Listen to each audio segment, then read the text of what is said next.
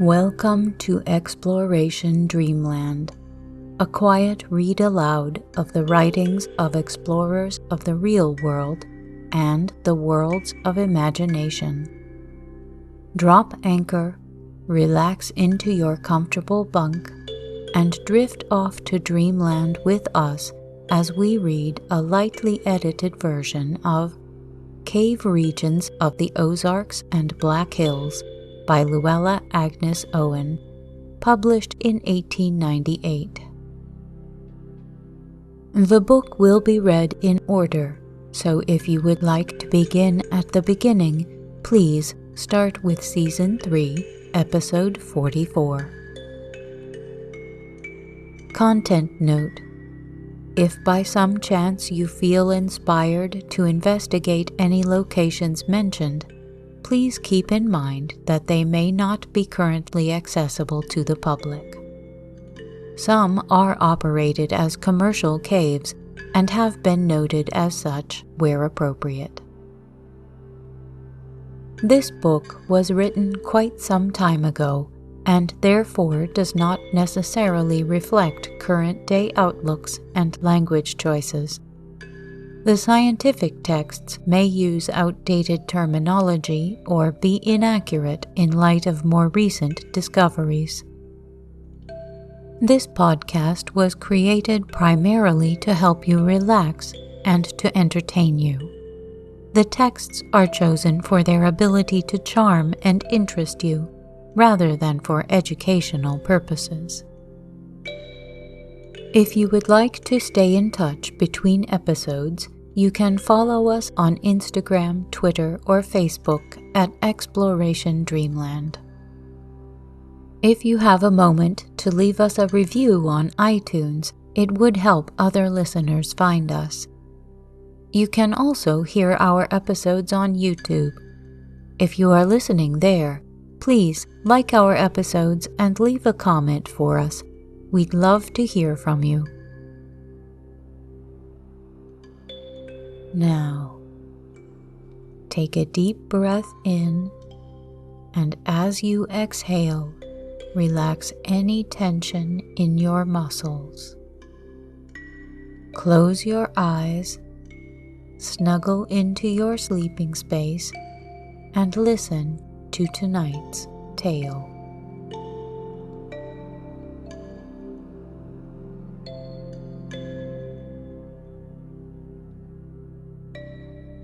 Chapter 4: Fairy Cave and Powell Cave.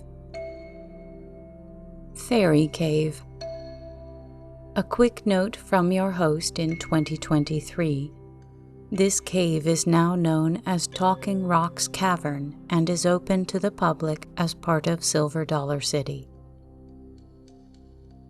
Fairy Cave enjoys the reputation of being the most beautiful yet discovered in that cavernous region, and consequently, a visit to it was contemplated with considerable eagerness. Although the mode of entrance had been described with sufficient accuracy to prevent any misconception of the difficulties to be overcome or the personal risk involved. To go from our temporary abiding place, it was necessary to pass Marble Cave, and when we had gone that far, Mr. Powell left us to follow the road, while he, on his mule, took a shortcut across the hills and valleys to try to find men not too much occupied with their own affairs on a fine Monday morning in corn plowing time to join our expedition.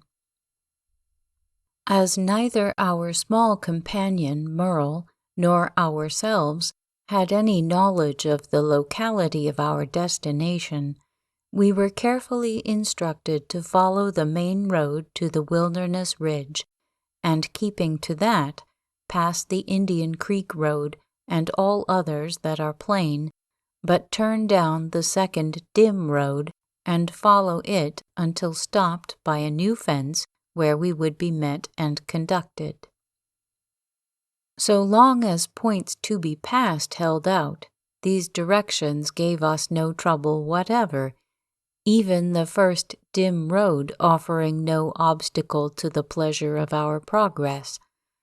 But the second dim road proved so elusive we traveled many miles in search of it, finally bringing up against a place Merle was familiar with and knew to be a long way off the track of our intentions. As there was nothing to be done but return, we naturally accepted the situation and did that. Presently, finding Mr. Powell and the Messrs. Irwin, on whose land the cave is, patiently waiting for us in what was really not a road at all, but rather, in this region of fossils, the badly preserved impression of one long since extinct. The new fence was opened at 2 places that we might drive through and be saved the exertion of walking a considerable distance. Then the horses were left in the shade while we scrambled down the steep hillside covered with sharp-edged broken rock, about midway down which is the mouth of the cave, yawning like a narrow open well. Above this, a stout windlass has been arranged on 2 forked logs. A few feet below the surface, the cave spreads out jug-shaped, so that in descending, nothing is touched until the floor is reached, 100 feet beneath the surface. Consequently, the only danger to be apprehended is a fall. Each of the 3 men present kindly offered to go down and make the exploration with me, but that would have left only 2 at the windlass, and for a man's weight, safety requires 4. Should an accident occur, assistance would be necessary, and some time lost in finding it. So, to the undisguised satisfaction of one, and equally evident relief of the others, it was reluctantly decided that the trip must be given up, and therefore we are indebted to the kindness of Captain Powell, editor of the county newspaper, for the following description of Fairy Cave. Quote, "The cave referred to is situated in Section 24, Township 23, Range 23, in Stone County, Missouri, and is on the homestead of one of 3 brothers named Irwin. It was accidentally discovered in the year 1895, and up to the time of this writing, June 1896, only 6 persons have ever entered it. It is in a point or spur of the Ozark Mountains, which runs to the east from the Great Wilderness Ridge, and is 3 miles distant from the Marble Cave. Having been one of the first to enter the cave, being called by the owner as a sort of cave expert, I will attempt to describe both the adventure and the cave just as they were. The measurements are simply estimated, though by long practice I have become expert in that line also, but the longest measurement here was correctly taken by the rope used. Having been invited by the Irwin brothers to come and examine and explore a new cave they had found, but had only entered and not explored, accompanied by my eldest son, W.T. Powell, I reached the place one warm Saturday morning. We found about 12 or 14 men waiting for our coming, some discussing the matter of whether we should enter when we did come, and others who had volunteered to work the windlass, which had been erected over the opening, by means of which, with a 100-foot rope, entrance was to be made. The opening was like a small well, and situated under the edge of an overhanging cliff of marble, and on the southeast slope of the mountain, about 150 feet above the bottom of a narrow valley, and about the same distance below the top of the mountain, which here is 300 feet high. In order to rig a windlass, the edge of the cliff had to be broken away. The well-like opening descended for about 10 feet through strata of flat-laying rocks that formed a roof. Then all appeared to be vacancy, and a stone cast in gave back a distant sound. Having first tested the air and proved it good by dropping in blazing excelsior saturated with turpentine, a stout oak stick was attached to the end of the rope. My son sprang astride and was lowered to the bottom, just 100 feet. He reported back all right. On the return of the rope, I took my position on the stick and was soon dangling in midair. The sensation was strange and exhilarating. Looking up, I could only see the small opening I came through, and a straggling stream of light poured down that. But on all sides profound darkness reigned supreme. A spark-like light my son lit reminded me of the lost Pleiad. About 25 or 30 feet from the top, I caught sight of a scene that made me call on the men at the windlass to stop. This caused them to think something was going wrong, and one called out to know what was the matter. I heard him say, "He is weakening." I assured them everything was right, only I wanted to take a view, so they stopped. Off at a distance of perhaps 25 feet was an opening about 10 feet or more wide and 12 feet high. The light from the opening struck it fairly, owing to the position of the sun at the time. Through this opening I saw into another room, large and magnificent. It brought to mind the White City. It was snowy white and thickly studded with stalactites and stalagmites of immense size and in great numbers, some looking like spires of numerous churches, and many connected as with a lattice-work about the bottom. For a short time I gazed on that lovely scene, and examined the chances to reach it, but a great gulf intervened that we had no means of spanning, and I called to the men to lower me down. Approaching the bottom, one of the walls trended in towards me, and I stepped upon solid ground close to the wall, which halfway up seemed 50 feet away. The opening above now looked like a small pale moon, and the next man who came dangling down to join us looked no bigger than a toy soldier. Gradually our eyes became accustomed to the twilight, and by the time our party was increased to 6 men, I could see quite distinctly. The room runs directly into the mountain and is about 90 feet high, and where we landed it proved to be 20 feet wide. It extended in both directions, but much the farthest towards the right hand. The outer room is encrusted in fine white water formations. It forms a Gothic ceiling from which hang pendant at all places brilliant and sparkling stalactites, some being of immense size and length, from 10 to 25 feet. Others are not so large, but are brilliant.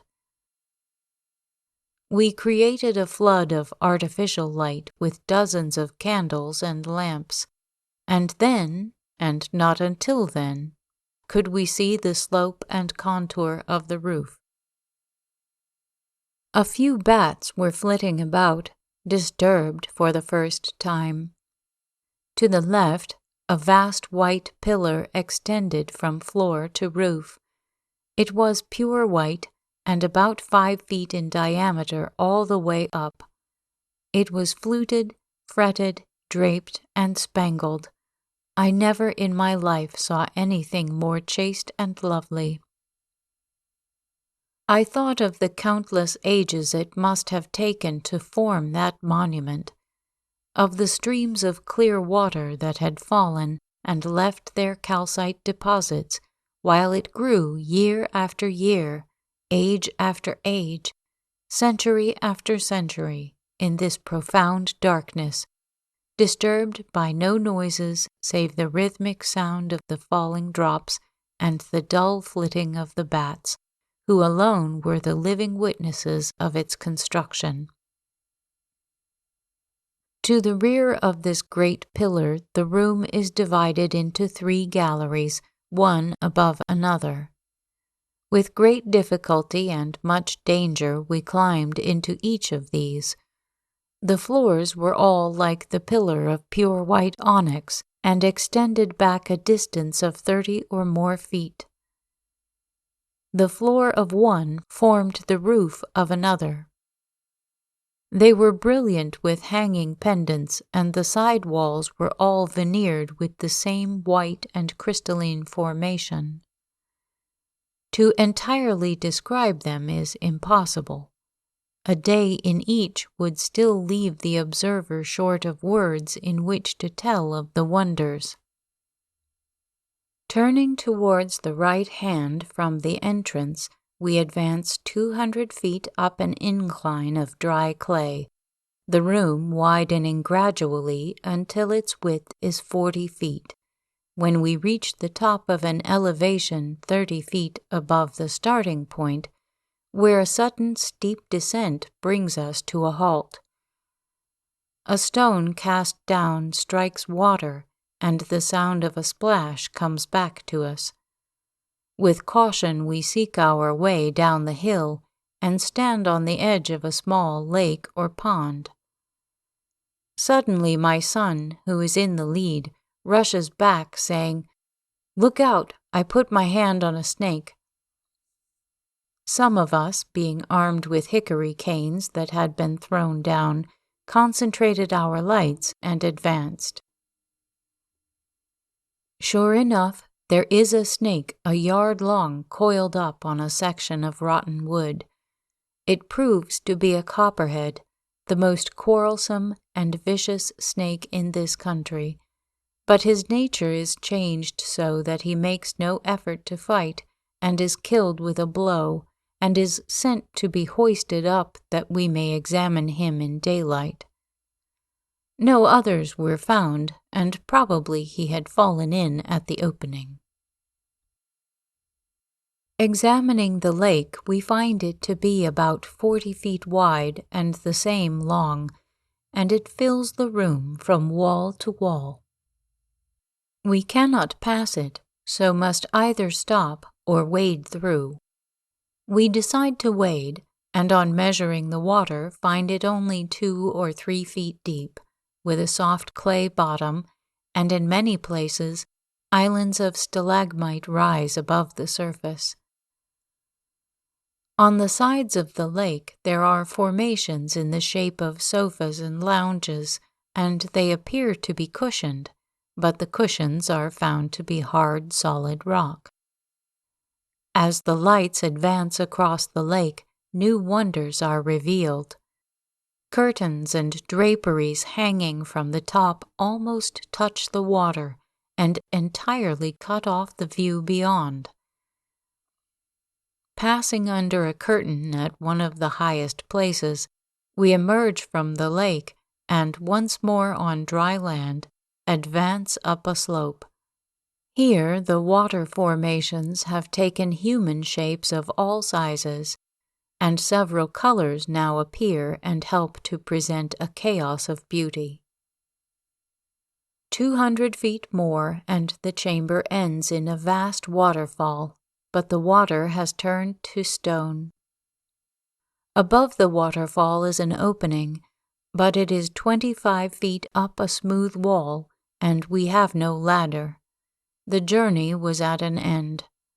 Tired, wet, and muddy, we started on our return trip, recrossed the dark lake, and retraced our steps to the place under the opening without realizing that we had spent 6 hours underground. While the other members of the party and the specimens were being raised to the surface, the writer sought to learn the flora and fauna of this new region. The flora is blank. Even the white mold so common in many caves is absent, and no fungus grows on the poles, bark, and rotten wood that have at some past time been cast in. In animal life, the range is greater. I have mentioned the ever-present bats, and dozens of them were seen. There were also small white eyeless salamanders, small yellow speckled salamanders with signs of eyes but no sight, also a jet black salamander which, like the rest, was blind. The bats were of two species, the common brown bat and the larger light gray or yellow species. But this was not the time of year to see many bats in caves. In the summer season, most of them go out and remain until cool weather, and then return to the caves with their young, so I was rather surprised to see as many as we did. Down comes the rope for the last time, and taking my place, I soon feel myself spinning around and slowly rising. As I again pass the magic city I saw going down, a stronger wish than ever takes possession of me to go there, and I look for any chance to solve the problem of how such a journey can be made. Thou art so near, and yet so far. Suddenly I find myself emerging from the ground into a very hot world, with the evening sun blazing so that the air feels like the scorching heat of an oven, and my late companions are scattered about under the trees, no doubt wishing themselves back in the cool regions below the hot cliffs. My final conclusions in regard to Fairy Cave were that it was about 600 feet long by from 15 to 40 feet wide and from 80 to 90 feet high, that in the upper story there are rooms that I could not reach that will amply pay the scientist and explorer to investigate in the future, that probably we reached all the accessible parts in the level we traveled, that the temperature was 56 or very near that degree, that small as it is, it contains the finest formations and grandest scenery I have ever seen in a cave, and I have examined over 100 of various sizes. I believe that for interior beauty its equal is not to be found in America, and I sincerely believe that the verdict of future exploration will establish the truth of the assertion. But as equally good judges differ on such matters, time will be required for a true and just decision. There are yet many promising caves to be explored in this region, and if my strength holds out a few years, I hope to see them all. End quote. By T.S. Powell. Powell Cave. As a measure of consolation for the disappointment of not seeing the beauty of Fairy Cave, Mr. Irwin suggested that only a quarter of a mile further on was another, recently discovered and worthy of a visit, although small. In that region of steep hills and sharp-edged rocks, a great amount of travel can be added to the experience of a tenderfoot in a short distance. The quarter of a mile seemed to stretch out in some mysterious way as we worked on it, but the variety and abundance of attractions are more than ample compensation. The view was fine, including as it did the deep ravine and grassy wooded slopes rising 300 feet above, with here and there a handsome ledge of marble exposed like a nearly buried ruin of a forgotten temple of some past age. scattered about in great profusion among the broken rock on the surface of these hillsides, we observed a water deposit of iron ore. It is a brown hematite, and in some cases shows the structure of the bits of wood it has replaced. Since this region has from the earliest time produced a generous growth of vegetation, the decay of which has yielded a never-failing supply of acids to assist in carving the caves and then in their decoration, the presence of the ore is not difficult to account for. The whole Ozark uplift being rich in iron, the acidulated drainage waters coming into contact dissolved and took it in solution, to redeposit where and when conditions should be favorable. These conditions were found in the basin among the hills and along its outlet. In the Popular Science Monthly of January 1897, a short article by J.T. Donald, entitled A Curious Canadian Iron Mine, describes the same thing going on at the present time in Lac à la Tortue, a small body of water in the center of a tract of swampland, which produces the vegetation necessary to supply the acid required for a base of operation. Of the manner of deposition, he says, quote, "The solution of iron in vegetable acid, in which the iron is in what the chemist calls the form of a protosalt, is oxidized by the action of the air on the surface of the lake into a persalt, which is insoluble and appears on the surface in patches that display the peculiar iridescence characteristic of petroleum floating on water. Indeed, not infrequently these films of peroxide of iron are incorrectly attributed to petroleum. These films become heavy by addition of new particles. They sink through the water, and in this manner, in time, a large amount of iron ore is deposited on the lake bottom. It must not be supposed that the ore is deposited as a fine mud or sediment. On the contrary, in this lake ore, as it is called, we have an excellent illustration of what is called concretionary action. That is, the tendency of matter, when in a fine state of division, to aggregate its particles into masses about some central nucleus, which may be a fragment of sunken wood, a grain of sand, or indeed a preformed small mass of itself." End quote. It is claimed for this water ore, which is gathered like oysters, that mixed with bog ore and magnetic iron and smelted with charcoal, the result as obtained is strong, durable, and high-priced. The curiously elastic quarter of a mile finally yielded to persistent toil, and the cave was reached. The entrance is sufficiently broad to give a good first impression, and is under a heavy ledge of limestone, which breaks the slope of the hill and is artistically decorated with a choice collection of foliage, among which is a coral honeysuckle. The fragrant variety grows everywhere. Under the ledge is a narrow vestibule, out of the north end of which is a passage about 24 inches in width between perpendicular walls, and as steeply inclined as the average dwelling-house stairway, but without any assisting depressions to serve as steps.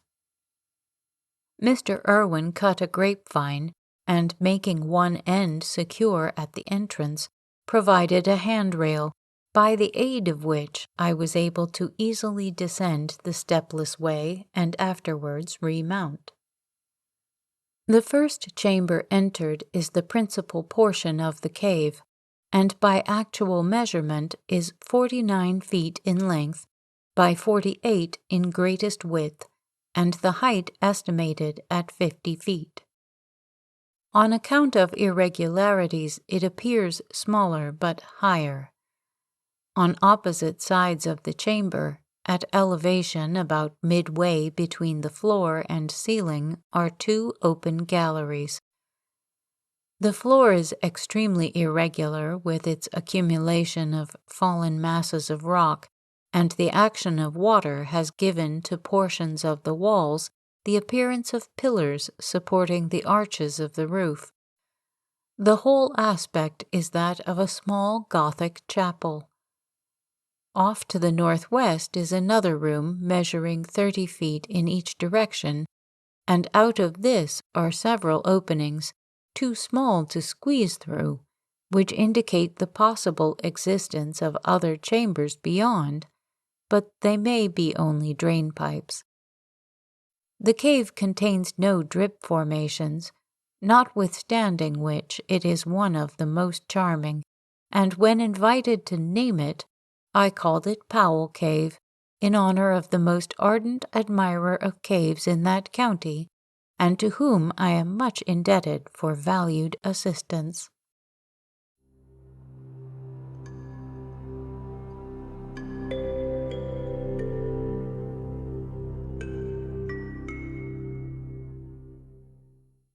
Chapter 5. Other Stone County Caves. Gentry Cave. The cave nearest to Galena, and the first visited by us, is Gentry Cave, situated 1.5 miles from town. We started in the mail coach, but that vehicle met with a misfortune by no means unusual in that region, the total wreck of a wheel. Having only that morning arrived from the rich agricultural portion of the state where no surface rock can be found, we were pleased enough with the prospect of a walk in such charming spring weather, and set out with a cheerful certainty that the rough place in the road would soon be passed.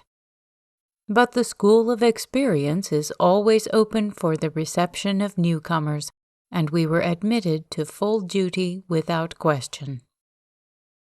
The topography was nearly as broken in its way as the natural piking spread over it, and very beautiful with the dense forests lighted by the slanting yellow rays of the afternoon sun.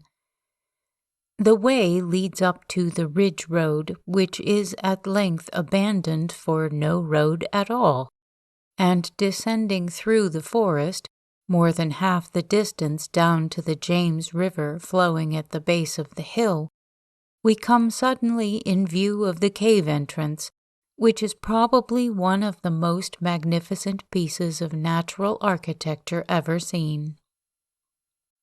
Rounding a corner by a narrow path, we step onto a covered portico 97 feet long, with an average width of 10 feet. The floor is smooth and level, as also is the ceiling, which is 9 feet above, supported by handsomely carved pillars and rising in a gray cliff projecting from the slope of the hill above, out to the brink of the more abrupt descent to the water's edge 90 feet below. Between the pillars are 3 large doorways into the cave. The comparison suggested is an Egyptian temple, and the idea is continued within, where there are no chambers as in other caves, but instead the entire interior is a labyrinth of passages winding about in every direction among an uncounted number of low, massive pillars, some supporting a low ceiling, and others connected by high arches, the highest point being estimated at 60 feet, but appearing to be more, because the enclosed space rising to a dome is so narrow that the point of view is necessarily directly underneath. All exposed surfaces of pillars and walls inside the cave are of clay or a soft porous rock having the same appearance, and are covered with curious little raised markings. This is, of course, easily explained. The clay being the residuum from disintegrated limestone, the markings described are the harder portions of the rock remaining after particles of clay had been carried out by flowing water, while the disintegrating process was yet incomplete. The drinking fountain is considered the great attraction of the cave, and appears to have been fashioned to suggest a model for the handsome soda fountains belonging to a later period. The water bowl is a large depression worn in the top of a rock which seems to have been built into the wall. In front it is 5 feet high and 9 feet across, with artistic corners approximately alike, and at the back ornamental carving extends upward towards the ceiling with an opening through the wall at the center. This opening is divided by a short column, down which water trickles to supply the bowl. The ceiling here is about 35 feet high, and most of the exposed surface is a blue-gray limestone. Only one portion of Gentry Cave has received a deposit of dripstone, and even that is of limited extent, and located at the end of a narrow slippery passage between high slippery walls. The fine entrance is of gray limestone in undisturbed horizontal strata, and this is so plainly marked in the roof-supporting pillars as to give them the appearance of having been prepared by skillful hands in several blocks, and afterwards arranged in place without the aid of mortar. Unfortunately, all efforts to photograph this wonderful portico have failed to give satisfaction, its position above the river being such as to afford no point for the proper placing of the camera. But a second visit, made for the purpose of trying, was far from being a loss, and part of the reward consisted of finding among the sheltered rocks, scarcely 3 feet above the floor, 2 hummingbirds' nests with their treasure of small eggs, and our little companion who discovered them was pleased to leave them untouched. Sugar Tree Hollow Cave. The name of this cave is due to the fact that the approach is through a hollow well wooded with sugar maple trees. It is 2 miles from Galena, and the drive a beautiful one, as much of the way is through the forest without a road, but with a charming little rushing crooked stream of clear cold water, and in places the green slopes give way to mural bluffs of gray limestone in undisturbed strata. The entrance to the cave is through a hole about 2 feet high by 3 in width, into which we went feet first and wiggled slowly down an incline covered with broken rock for a distance of 15 feet, where a standing depth is reached. A flat, straight, level ceiling extends over the whole cave without any perceptible variation, and this is bordered around its entire length and breadth with a heavy cornice of dripstone, made very ornamental by the forms it assumes, and the multitude of depending stalactites that fall as a fringe around the walls. The line of contact between the cornice and ceiling is as clear and strong as if both had been finished separately before the cornice was put in place by skillful hands. Dripstone covers the walls, which vary in height from 1 foot to 20 feet, according to the irregularities of the floor, just as the width of this one-room cave varies with the curves of the walls, which are sweeping and graceful, the average being 29 feet, but is much greater at the entrance where the entire slope extends out beyond the body of the cave. The length, from north to south, measures 233 feet exclusive of an inaccessible extension.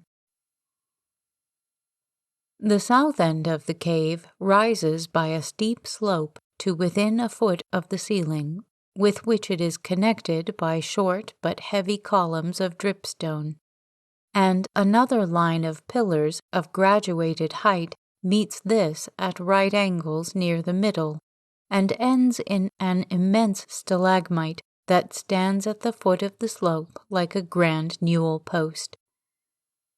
There is no standing water in the cave, but everything is wet with drip, and consequently the formation of onyx is actively progressing, and the south slope already mentioned shows a curious succession of changes in cave affairs. By the slow action of acidulated waters, the gray limestone deteriorated into a yellowish clay bank, and now its particles are being reunited into solid rock by the deposit of calcium carbonate from the drip. A careful test of the temperature of the atmosphere showed it to be 58 degrees. Pine Run Cave. This also is a small cave easily visited from Galena, being less than 2 miles distant on the Marionville Road. The entrance faces the road and is on the same level. Consequently, it is one of the easiest to visit.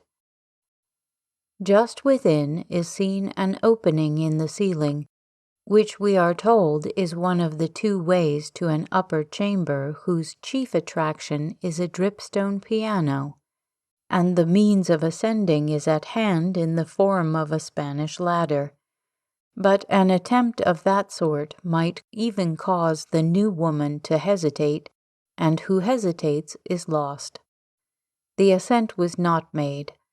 We advanced on a level with the road for a distance of perhaps 20 feet, when the direction of the cave changed with a right angular turn, and we were in a straight gallery about 250 feet long and 15 feet in width, the height gradually decreasing to about 3 feet towards the upper end, where it widened out into a low but broad chamber. The floor of this chamber is most beautiful. It is composed of a series of connected calcite bowls whose beautifully fluted rims are of regular and uniform height, and all are equally filled with clear, still water. A great number of these basins are said to have been destroyed by an axe in the hands of a poor witless creature for the gratification of a burst of temper, and a magnificent stalagmitic column, too heavy for one man to lift, lay detached and broken, in proof that his body did not share the feebleness of his mind. Beyond these basins is a low passage through which is found the second entrance to the upper chamber, but the basins must be crossed in order to reach it, and this is not an easy undertaking even when their water supply is low, but in the early summer they are almost full. There are said to be more than 100 caves in Stone County, one of which is supposed to be fully as large as Marble Cave, if not larger, and is located in the southern part of the county, but has not been explored. Wolf's Den is also near Galena and has been utilized as a sheepfold. Wild Man's Cave is near Galena, and on account of the stories with which people have been frightened, can only be visited by permission and with a guard stationed at the entrance. Reynard's Cave is 4 miles west of Galena on the farm of Dr. Fox, but is so nearly filled up with dripstone that only crawling room remains. The doctor's place is a fine locality for the collection of fossils. At a distance of 12 miles from Galena, there is said to be a fine natural bridge, well worth a visit and sufficiently near Mill Cave for both to be seen on the same trip. In Bread Tray Mountain, there is supposed to be a cave through which a torrent rushes at times, that being the only way in which to explain the strange thundering, roaring noise always heard after a storm, and never at other times. Besides being a wonderful cave region, and rich in the great abundance and variety of native fruits and fine timber, Stone County has a vast amount of mineral wealth, the heaviest deposits being zinc, lead, and iron, with some indications of silver, gold, and copper, which have been found but not in paying quantity. Already since the summer of 1896, several exceptionally pure bodies of zinc have been discovered. The white ore of one recently opened deposit giving highly gratifying indications as to extent. Prospecting may be said to have only commenced in this very far from overcrowded region.